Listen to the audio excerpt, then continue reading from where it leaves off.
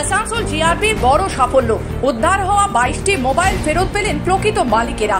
চুরি হয়ে যাওয়া মোট 22টি মোবাইল ফোন উদ্ধার করল আসানসোল জিআরপি।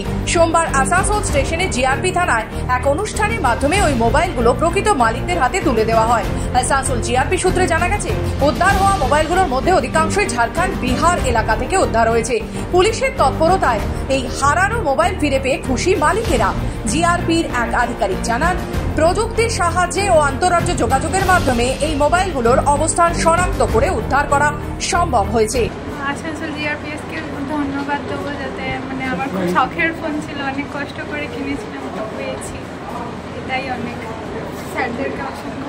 আমি বলছিলাম গত বছর যাচ্ছিলাম 11/6/2024 পরীক্ষা দিতে মেয়েকে নিয়ে যাচ্ছেন, মেয়ে প্রাইমারি টিচার নিয়ে জাস্ট এখানে নামছে, ব্যাগে সেই ফোনটা দেখছিল, দেখতে দেখতে কে নিয়ে নিল জানি না, নিয়ে খুব মন খারাপ নিয়ে আবার যে পরীক্ষা দিল। আমরা এখানে কমপ্লেন দিয়ে করলাম, হবে আবার ফিরে এলাম। আমাকে স্যার ফোন করেছিলেন 1 সপ্তাহ আগে।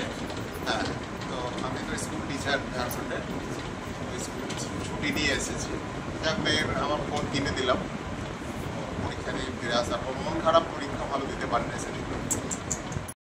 22টা mobile phone, missing mobile phone, যেগুলো থেকে চুরিয়ে যাওয়া, আমরা এগুলো ট্র্যাকিংয়ের মাধ্যমে উদ্ধার করে এই কাজটাই আমাদের এসওজি সেল, যেটা হেডকোয়ার্টারে হাওড়া জিআরপি ডিস্ট্রিক্টের হেডকোয়ার্টারে আছে এসওজি সেল, ওনাদের সক্রিয় সহযোগিতায় ওনাদের কাছ থেকে সিডিআর বা টাওয়ার লোকেশান আইএমএস আসছে দেওয়ার পরে রেজাল্ট পেয়ে আমাদের অফিসাররা প্রচণ্ড চেষ্টা করে এই ফোনগুলো উদ্ধার করেছে। ম্যাক্সিমাম এই 22টা ফোনের মধ্যে ম্যাক্সিমাম ফোন, অন্তত 95% ফোন কিন্তু ঝাড়খণ্ড এবং বিহার স্টেট থেকে রিকভারি, যেগুলো কিন্তু খুব কষ্টসাধ্য ব্যাপার।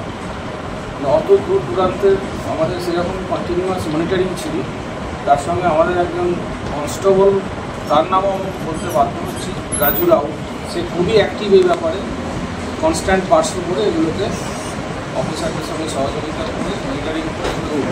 আসানসোল থেকে রাহুল পাসওয়ানের রিপোর্ট, খবর বাংলা।